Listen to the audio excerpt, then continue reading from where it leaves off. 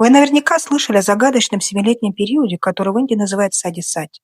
Говорят, он ломает судьбы и приносит тяжелые испытания. Но что, если я вам скажу, что все не так однозначно? Досмотрите этот ролик до конца. И именно там я расскажу, какой ведический ритуал обязательно нужно сделать, чтобы смягчить карму и получить защиту от шани. И, пожалуйста, оплатите свой дакшин, поставьте лайк и подпишитесь на канал, если вы еще не подписаны. Так вы возвращаете энергию и помогаете мне делиться с вами еще большим количеством ведической мудрости. Сати-сати – это особое время в жизни, когда планета Сатурн сама приходит в наш дом. Он проверяет нас на прочность, испытывает терпение, заставляет столкнуться лицом к лицу со своей кармой. Это не случайный период, а тщательно спланированный этап судьбы, время строгих уроков и больших перемен. Да, этот период может быть непростым.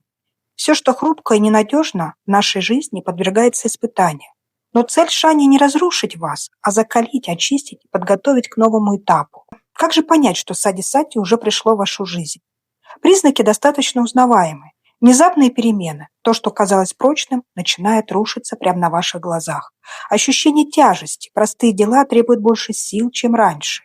Испытания терпением. Задержки, срывы планов, препятствия, судебные тяжбы. Повышенная чувствительность. Мысли о смысле жизни и своей судьбе становятся прям навязчивыми. Возвращение прошлого.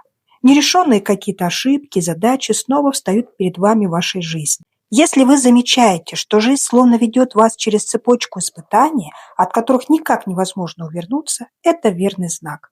Сади-сати пришел в вашу жизнь.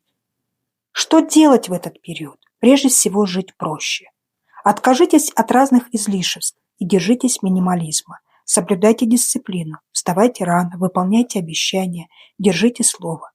Служите другим, помогайте пожилым людям, тем, кто нуждается, животным. Это все помогает вам более гармонично пережить этот период жизни. И самое важное – работайте над своей кармой.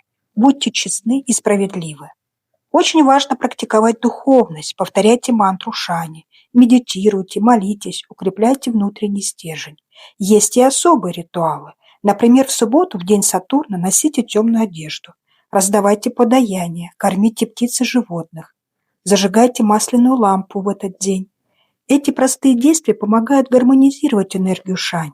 И особенно хочу подчеркнуть, очень полезно провести Наваграга Шанти. Ведический ритуал, который гармонизирует 9 планет, а также Шани Шанти Пуджу, например, которая посвящена непосредственно планете Сатурн.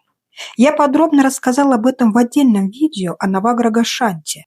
Обязательно посмотрите его. Это знание необходимо каждому, кто проходит через период сади-сати. Запомните, сади-сати – это не проклятие, это встреча с самим шани. Для кого-то он разрушитель, а для кого-то просто архитектор судьбы.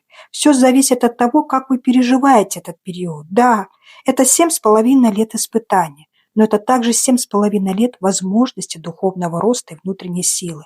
И запомните, не всегда все 7,5 лет – это испытания и страдания. Это также могут быть и прекрасный период вашей жизни. Подписывайтесь на канал и поставьте лайк этому видео. А теперь я хочу спросить лично вас. Что для вас значит сади-сати? Поделитесь своим опытом в комментариях. Индомания – это пространство ведической мудрости. Добро пожаловать в место вашей силы.